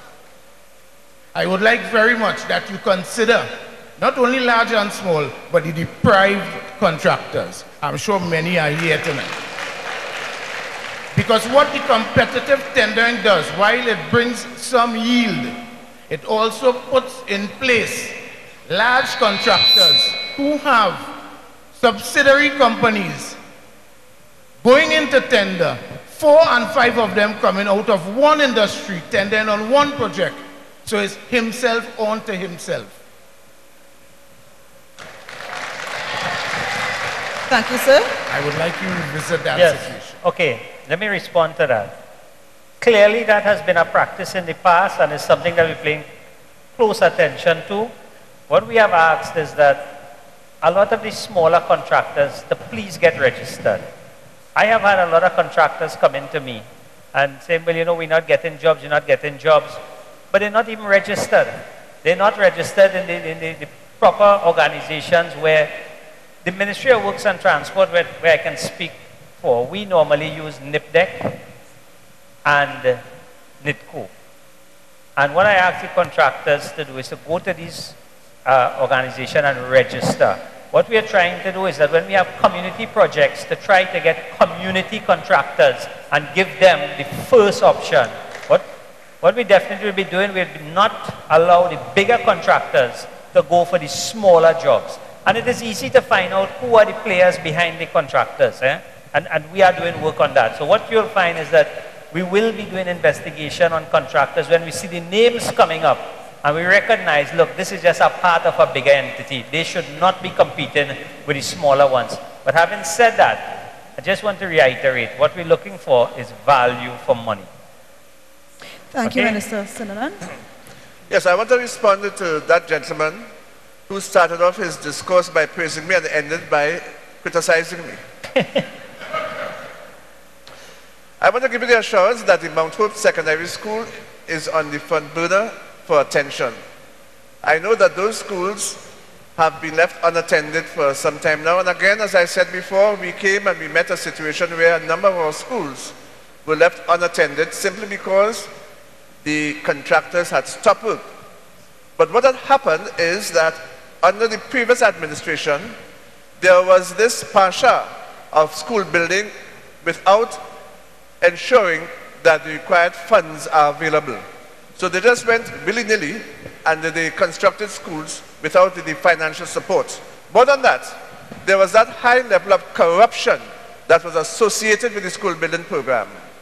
We looked at one school in South, a primary school, that came in for $76 million for a primary school. We said we'll have none of that. So I want to assure you, sir, that Mount Hope Secondary School, the former Mount Hope Junior Secondary School, will receive our attention, and in fact we have it down for early attention in financial year 2017-2018. Thank you, Minister Garcia. I would like to indicate at this time, ladies and gentlemen, that it is just after 9:30, and we do have a segment up to 10:05 for questions. So at this time, we're going to close the lines. So we're asking that nobody else joins the line, which means that we have 6 people on my left and 8 on my right. And just to remind you, we have 7 on my left and 8 on my right. And just to remind you that there is the Citizens Facilitation desk just outside the entrance. So if there are questions that you want to ask, you can lodge them there as well, and your concerns will be addressed. I want to ask the remaining persons in the lines for questions to be as concise as you can so that we can make it through as many of you as possible at this time. Taking the gentleman on my right. Good night to the head table. Good night to the head table. My name is Kurt Lejean from Tunapuna. Sir, we are not hearing you clearly at all. Good night to the head table. All protocols observed. I'm Kurt Lejean from Tunapuna. I would like to raise the issue of MTS. MTS of late, employees are complaining of monies deducted from their salaries to send to credit unions, and they're sent 4 months after, and other complaints of problems of industrial action. I have a complaint I would like to read to register to you on the behalf of Ms. Michelle Raymond. If you would allow me, I would be brief. As briefly as you can, sir. Thank you. So, I, Michelle Raymond, of the above address, employee H974 at the appointed time was working at the Tunapuna Magistrate Complex. Since January 2016, I was recalled to headquarters to answer some allegations made against me by Susan Tosse and other co-workers. On Tuesday... Sir, could we ask you, in the interest of time and to ensure that we get the gist of the letter, right, could we ask you to lodge that with the desk outside, okay, so we can really get a chance to examine the circumstances? Thank you. Pleasant good night, Honorable Prime Minister, Ministers. My name is Sean Clark and I'm from Caroni West. Just a few questions for the Prime Minister. So we can take one question. So if you can give us your most pertinent one. I'll break it down in one question into three. With regards to the oil scandal that is taking place right now. What? The fake oil scandal that is taking place right now. Do you believe that AV drilling should repay the money owes to Petrotrin? And do you believe an investigation should be carried out with regards to the fake oil scandal? Thank you. From what I've seen so far, the statements are statements that should be of concern to all citizens. And certainly a thorough investigation is required. And I expect that excuse me, we have just put a new board into Petrotrin last Friday. A board of very competent people, and I expect that the board will get independent investigators to thoroughly investigate that matter, and if there is any area of corruption and or incompetence, then the board would have to take the rectifying action. That is what we have put a new board there for. To deal with any and all aspects of wrongdoing or incompetence at Petrotrin, because we want to make Petrotrin the company that can deliver on the promise of being an oil company, that can deliver to the people of Trinidad and Tobago. With respect to a lot of the scandalization that is taking place around it, I simply want to say one thing, that if you really want to get something out of an investigation, to ensure that whoever is responsible is held accountable, then what you don't want is to convert it into political scandal and foolishness. I have a statement to make, and I think I made it earlier on tonight, that no person in Trinidad and Tobago, whether you're PNM or not, you will find no protection or solace at the PNM's doorstep. We're protecting no one with corrupt action in Trinidad and Tobago.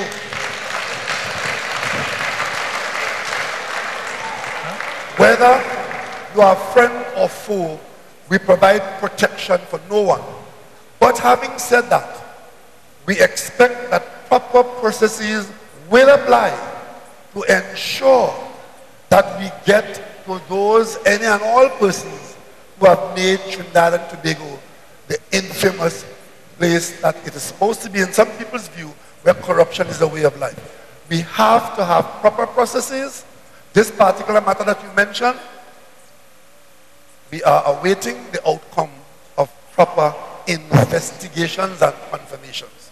And will the daughter of AV drilling be suspended until the investigation is being you can lodge your further question outside. I want to answer that question. Let me ask you a question. On what basis will the daughter of AV drilling be suspended? Because her father is affiliated with, affiliated with the company. And that is being investigated right now. He is being investigated. And you think the daughter should be suspended? I'm asking you the question, Your Honor. That doesn't sound to me as though they're connected. Unless, of course, you are making an allegation against the daughter. I'm not, sir. I'm just asking you a question.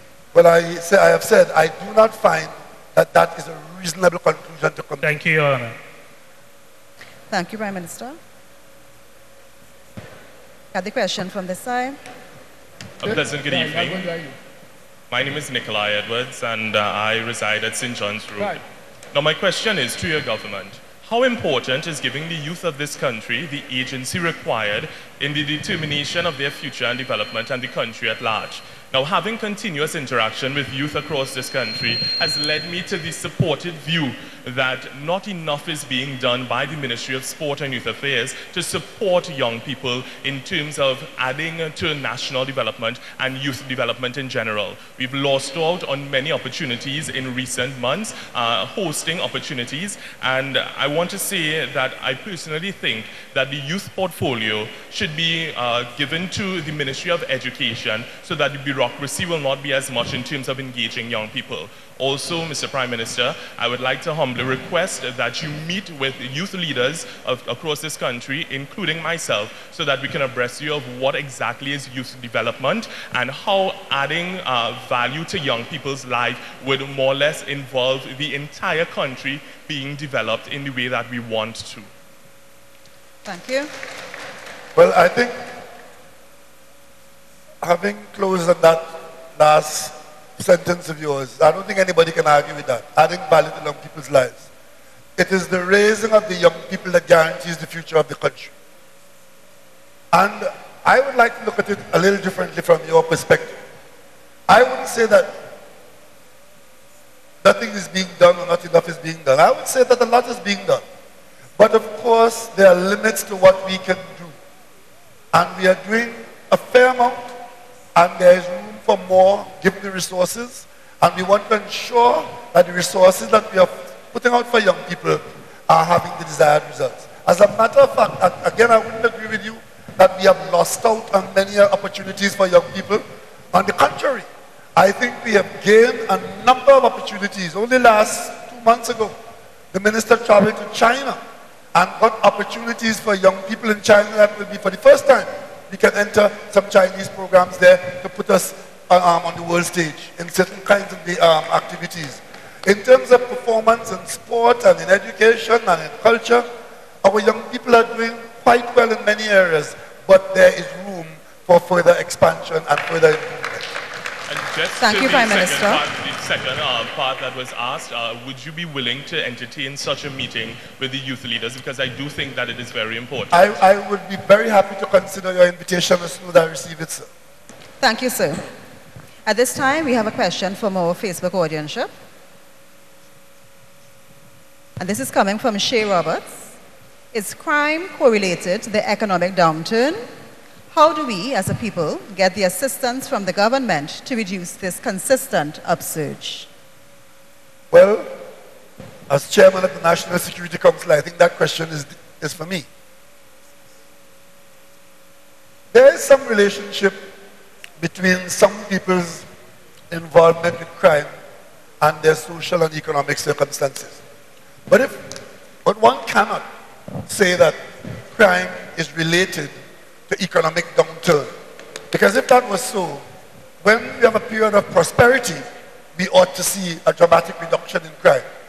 We did not see that. As a matter of fact, on the contrary, the upsurge of sustained criminal conduct in Trinidad and Tobago has been mirrored by our period of prosperity.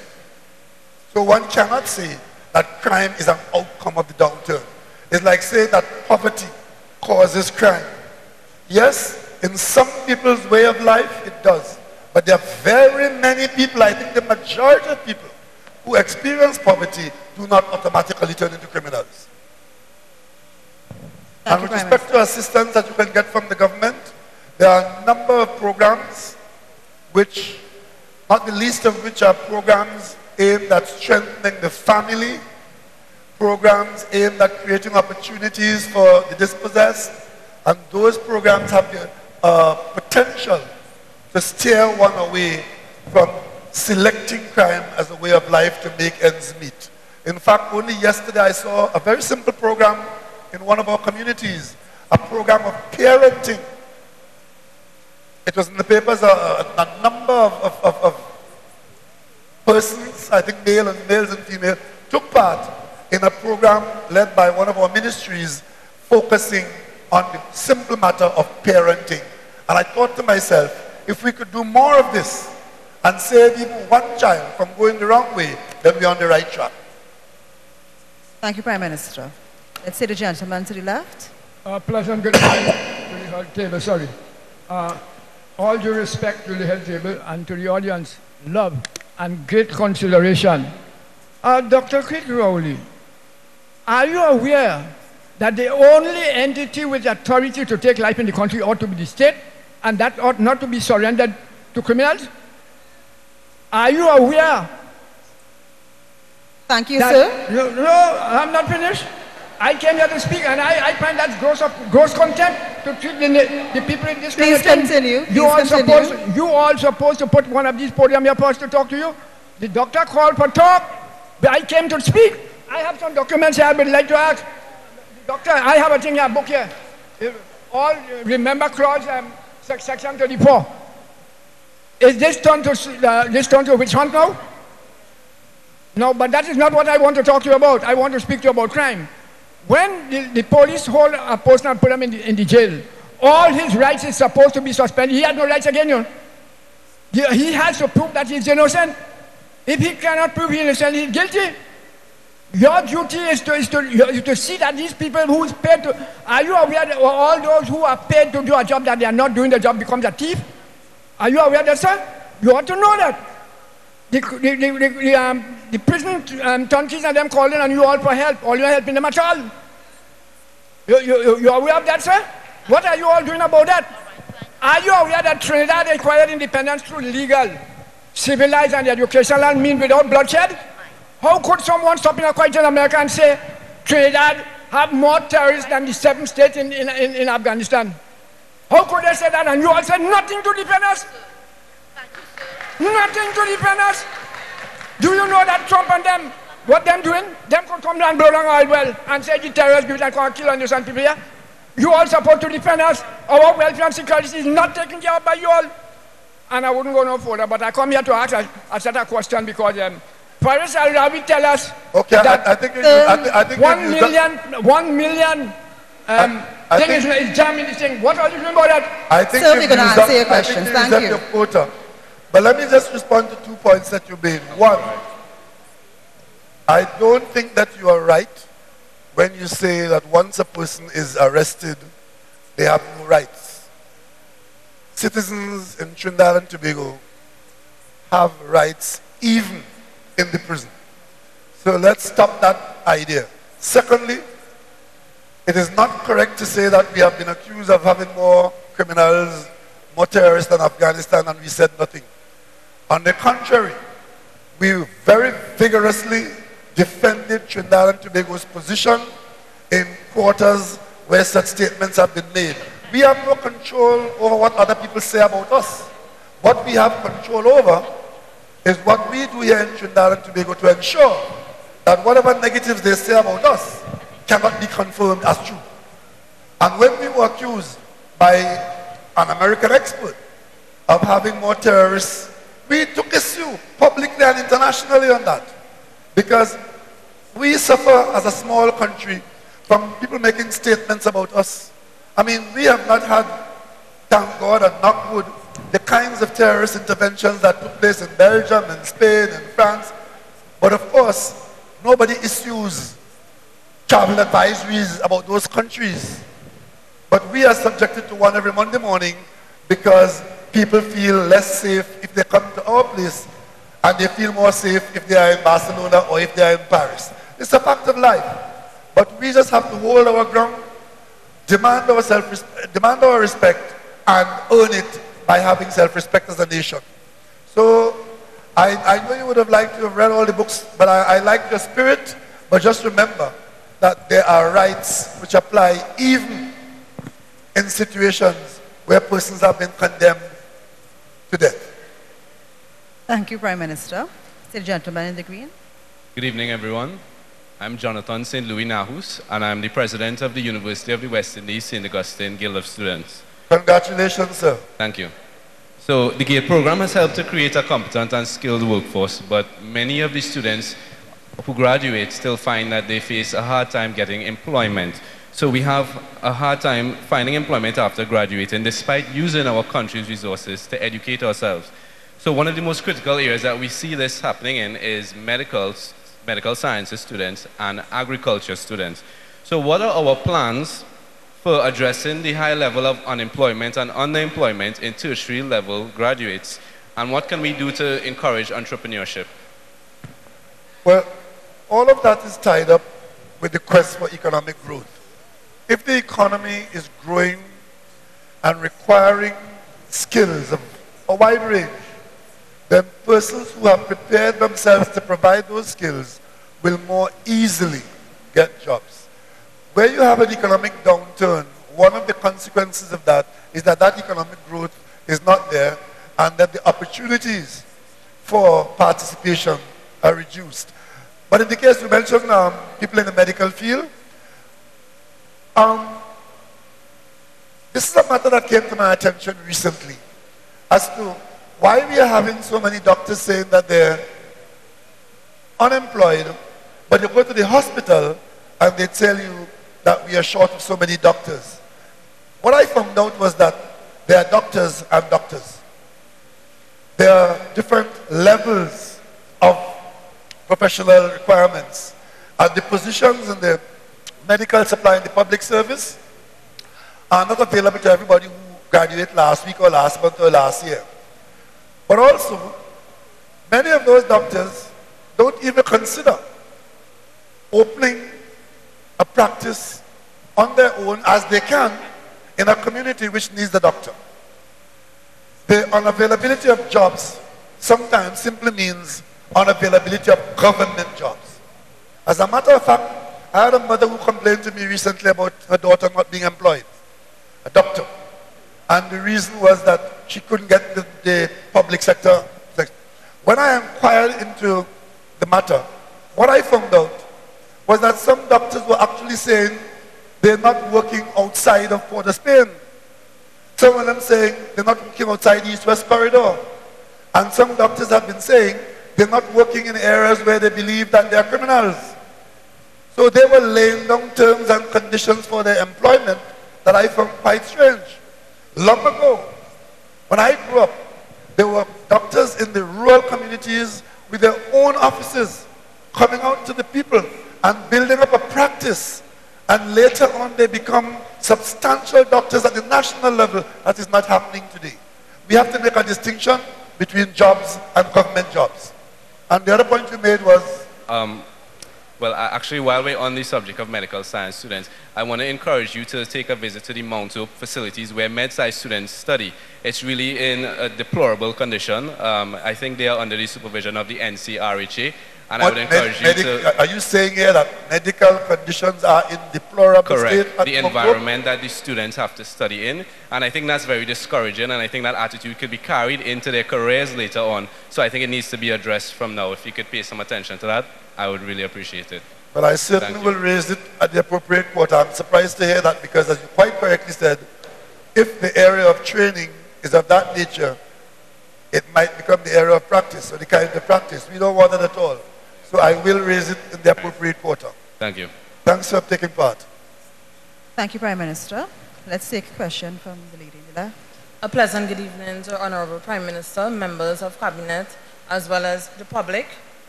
My question is, as you mentioned earlier, that low-income houses, what your government is focused on, then please inform us, what do you consider as low income? Because households that make $7,000 to $10,000 a month are not considered low income. Far less for the people who's making less than that. Also, it was brought to my attention that once you are paying a loan, you cannot acquire a mortgage from HDC. That is something I would like to be cleared up, because if we are renting and we are paying a loan, I think it is also, should be applicable that we could pay a mortgage and still afford to pay a loan. Thank you. Thank you. Well, what I do know is that we are trying to make many more units available to persons at the lower income level. In Trinidad and Tobago, when you speak of low income, in the housing context, you're talking about people who can pay a rental or a mortgage in the order of $4,000 or $5,000 or $6,000 a month. Because that's what it is in Trinidad and Tobago. And that is why we're saying that the demand is far outstripping the supply. And that will generate a permanent frustration unless we find other opportunities for such persons to be housed. What has been happening is that there has been a huge move in expectation in the national community that persons would look to the state for housing and no other area. And now you have about 120,000 applications for 5,000 houses.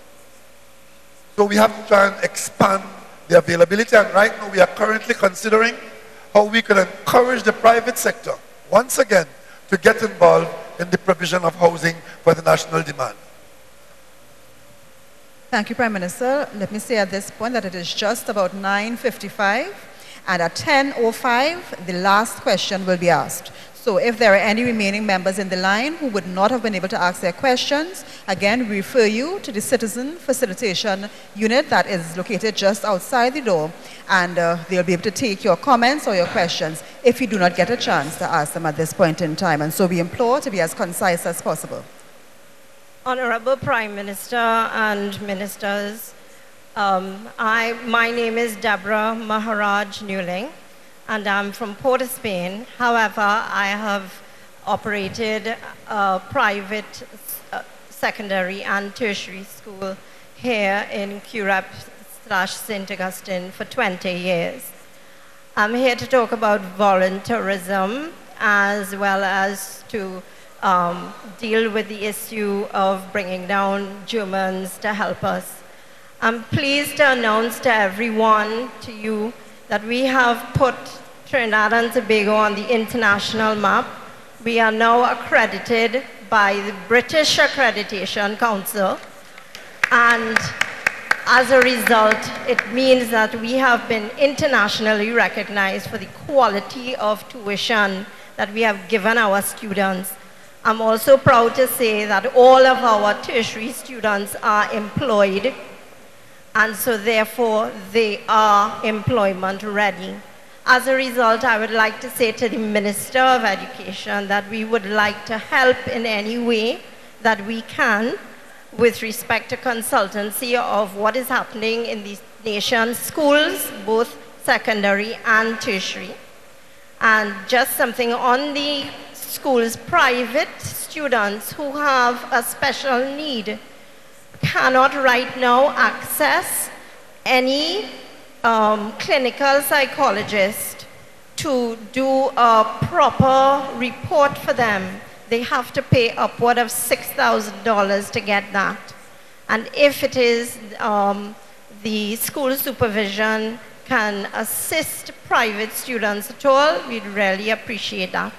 And also, in terms of supporting people who do bring quality, as you were talking about the youth before, I would like to ask if you could kindly make representations in your own mind and to the Minister of Finance, if you would open the facility to us, since we are now internationally accredited, to get our students gate approved. Thank you.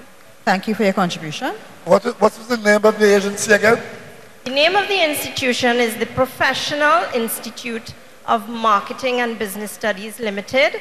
Everybody knows this jingle, 662 PIMS, 662 PIMS. Okay. Thank you for that contribution. That's us.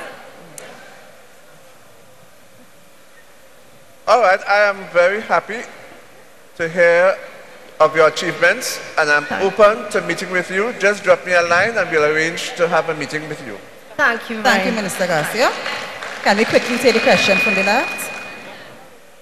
Hi, good night. I'm Candace Moore. I'm representing our Rima area. As we all know, our Caribbean brothers just witnessed the wrath of Hurricane Irma. Therefore, Trinidad and Tobago must prepare itself in the event of disaster if that disaster should pass our way. We have the Self-Help Commission, which is critical for assisting poor people and persons who would have suffered a natural disaster in this country. Every day, the citizens of this country and the world at large are reading our daily newspapers of poor governance, conduct, and behavior of Mr. Edgar Zephyrin and his board of members at the National Commission for Self-Help. Mr. Prime Minister, I'd like you to call to tell us what your cabinet has done thus far to ensure board of directors are called to book service. Several other state boards would have terminated for doing much less. We're looking now at what's going on, and it's every day we talk that Trinidad is God is a Trini and all this. And now you're listening and you're paying attention to the newspapers and we're reading as to what's going on. What it is the cabinet is doing to, call book to several other state boards that would have been terminated for much less than what's going on now. Okay, thank you. Are you an employee of Self-Help Commission? Just a concerned citizen of Trinidad and Tobago, sir. Well, we are ensuring that the people that we put to conduct public business conduct it to the standard that we expect. And if we find that they are not doing that, or if they get frustrated in the process of trying to make changes, then the necessary adjustments would be made. Thank you, Prime Minister. Thanks very much. Left. A very pleasant good night to the panelists, the chairperson, and the audience. Pleasant evening. All right? The name is Trevor Oliver. I'm the program director of Moms for Literacy, an organization that deals with literacy competence in the country. First of all, I must say to Mr. Garcia that you are an achieving minister. You are a competent minister. So I want to say that from yours. All right? In terms of literacy, literacy is like a cancer eating up the society. All right? Illiteracy, I mean, lack of the competence. And one has to understand that without that competence, you cannot access other areas of the curriculum. It's like you're looking at gold there, and there's a lock and you can't get to it or anything like that. All right? A recent publication by UNESCO pointed out that the thing has gotten worse than that, that normal literacy is interfering with mathematical literacy and also digital literacy. So that what we from Moms would like to say, we thank Mr. Garcia for some of the initiatives being made, but there's a need to intensify that and to expand. And our suggestion to you is that there are a lot of groups on the ground like ours, Moms for Literacy, that you try to get us together, and in terms of the volunteerism that the Prime Minister was talking about, we feel it can be dealt with. And the model we are really seeing for the expansion is the Cuban model after the revolution. Every man, woman, and child was trained to teach other people and so on. And there's need, and I want there's serious need for a revolution in literacy, because all the other things we put in the curriculum will come to naught. I just want to say this and want to say thanks for the opportunity to have said. Thank you for the contribution. Can I move to the next question? Good night, ladies and gentlemen. My name is Pedro Morin. All protocols observed. Prime Minister, I want to say that East Development Company Limited should be given a subvention of $1 billion to create food sustainable jobs within the community and its development initiative. I want to suggest that also Channel 4 in Mova should not be closed. Channel 4 could act as supported infrastructure towards the Minister of Education Development Trust in the community and the Mova Limited communities and environments. Thank you very much. Thank you very much, sir, for your comment. Let's move to the next questions quickly. Good night, Honorable Monitor. Good evening to the panel. My question comes to a little bit of what the Honorable Prime Minister would have mentioned earlier, where he talked about dealing with corruption. My name is Jabez Joshua Johnson. I'm a management consultant. I'm a member from Digger Martin West. My concern is we have information in the public domain where you have a gentleman by the name of Mr. Dookie Singh being a member of Petrotrin and also being on a state board.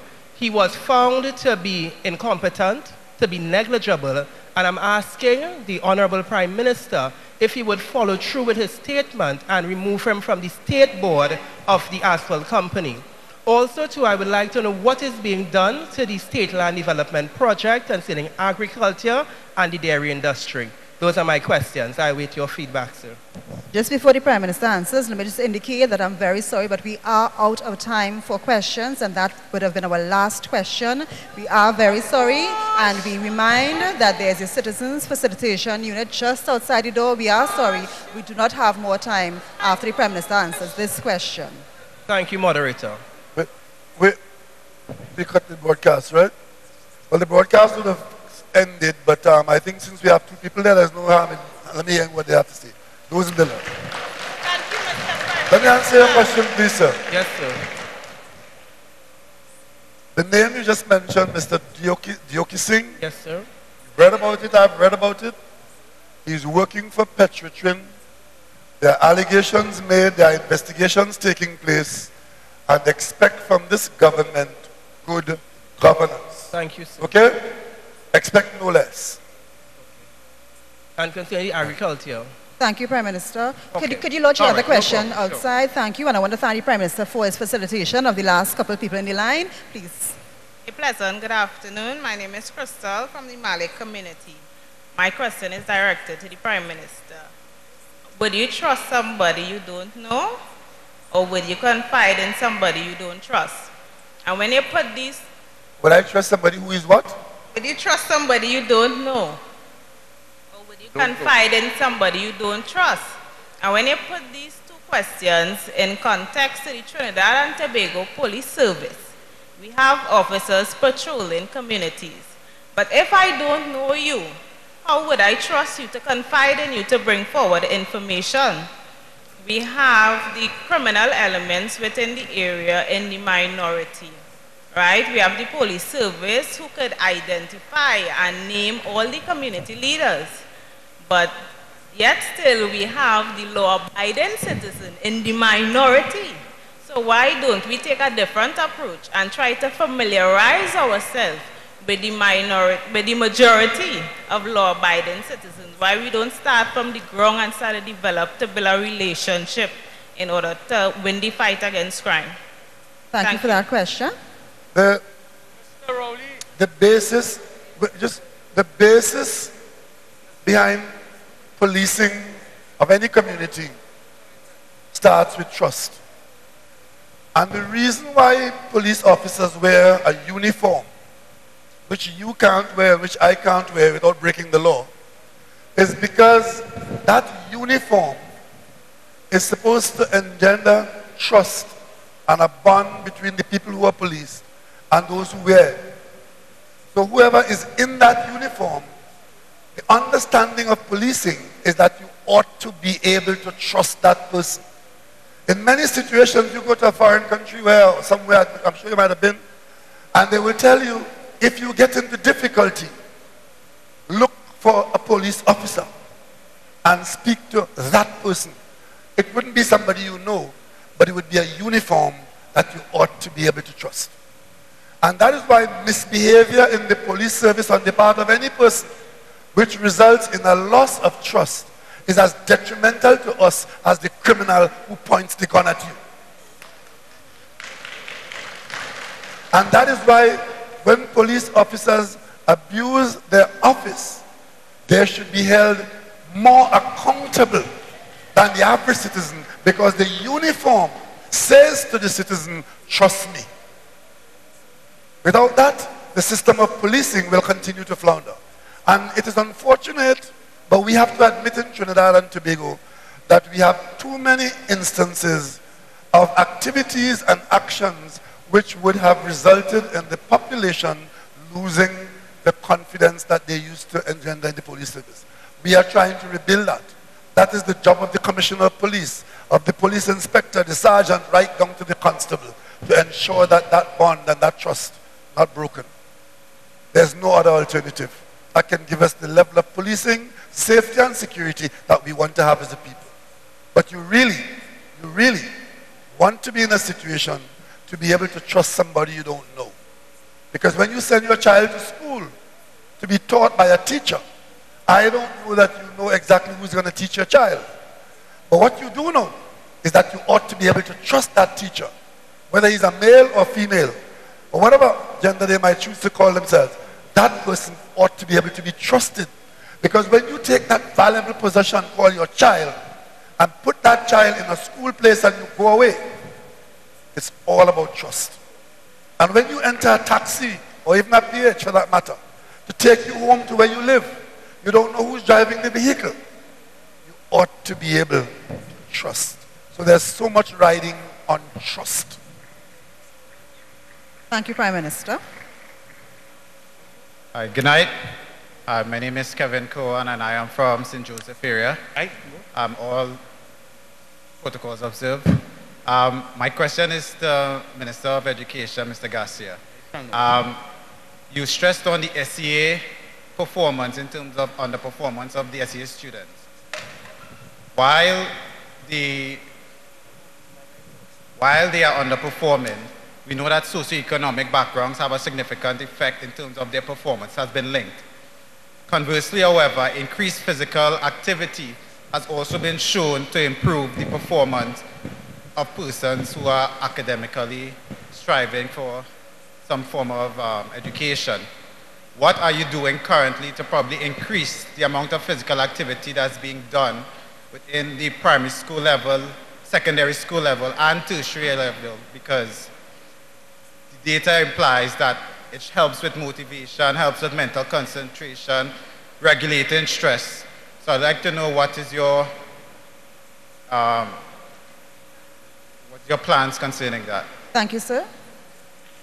That is a very interesting question, because linked to that question is the fact that so many of our children in the primary school are overweight. And it is simply because they do not play. We have insisted that the school curriculum should include physical education. And that is what we are doing, and we are having our curriculum officers visiting schools to ensure that that aspect of the curriculum is implemented. Thank you. Thank you, Minister Last Garcia. question over there. Yes, sir. Good night, Mr. Prime Minister. I'm quoting on Warren Street. I live lower down, 11 Warren Street, St. Augustine. This is Warren Street. I'm quoting here now at flooding, and a lot of flooding here. Here, there, up there, the school here, there. I'm dealing with drainage. So it's really ridiculous. Really. Sorry? Well, Minister of Works. Yes. Minister Okay. of Having Drainage. spent a long time in the Tunapuna, St. Augustine area, I recognize that this area have always had a serious flooding problem. Yes, sir. Yes, sir. Yes, All right? What we are looking at right now is a major flood alleviation program where we'll be actually studying the area. See, this area here, we have a lot of runoff water now coming down from the hills. And remember, there was the problem some time ago with the underground drains. And there was a big catchment area here, which always posed a challenge for the flood waters. Sir. We also have the challenge on the eastern main road, where most of the drains are blocked. And working with the regional corporation, what we intend to do is to try to get that water crossing the eastern main road, crossing the bus route, and trying to get into the water channels. Could I continue, please, sir? Sure. Which part that water from up here, from the mountain, Bay Street, St. Augustine, Jordan Street, and coming in all this water? All the, Mr. Prime Minister, excuse me, please. If a rainfall here now, all this flood. And excuse me again, down there it has no outlet. Go and talk to Sharma, because he blocked the drain. But the service way, all the water going in, and Kokolo and Dry River coming from so. I'm number 11 Warren Street, St. Augustine. If you block the drains, or whoever is blocking the drain, the outcome is going to be flooding. Because water needs to escape to allow the area not to be flooded. So, agree.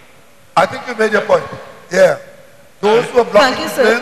complaints, Prime Minister. The question has been addressed and we know the concern. You know the concern? Yes. Excuse me 1 second, please. we water don't run off. Sir, your concern has been noted and it has been addressed and we will take it into consideration. We want to thank the audience for asking all the questions they have, and we're going to take the very last question from our Facebook audience. And the last question comes from Kathy Ann St. Louis. I live at Simeon Road, Sparrow Drive, Pitty Valley. It's over 40 years. The river behind my house needs an urgent wall. Please tell me what's going on with that project. Minister Sinanan. In the 2016-2017 program, we did 4 rivers in the Port of Spain, Diego Martin area. Next year, we have, I think it's 9 new river repair programs. I would look into it to see if this river is one that is earmarked for repair next year. Thank you, Minister Sinanan. Thank you to our viewing audience, those on Facebook and those who are here with us. At this time, I would like to invite the Prime Minister to make his closing comments. Well, ladies and gentlemen, our moderator, may I ask for a round of applause for the moderator? Thank you very much. I simply want to thank you as fellow citizens for coming out and spending what I hope has been valuable time talking about our business, the business of the people. And I would like to say to the media, which is out in full force tonight, I'm very pleased to see so many members of the media here. I'm sure that many of you would have questions you'd want to put to me, but tonight, this format really applies to those who are not media. And tomorrow after Cabinet, I'll make myself available so that you, the members of the media, can put whatever questions you may want to put to me after the Cabinet is met. So I look forward to seeing you and thank you all very much. And I want to thank the protective services for coming out and ensuring that we get back home safely. Travel back to your home safely, and let's continue to love our country. God bless Trinidad and Tobago.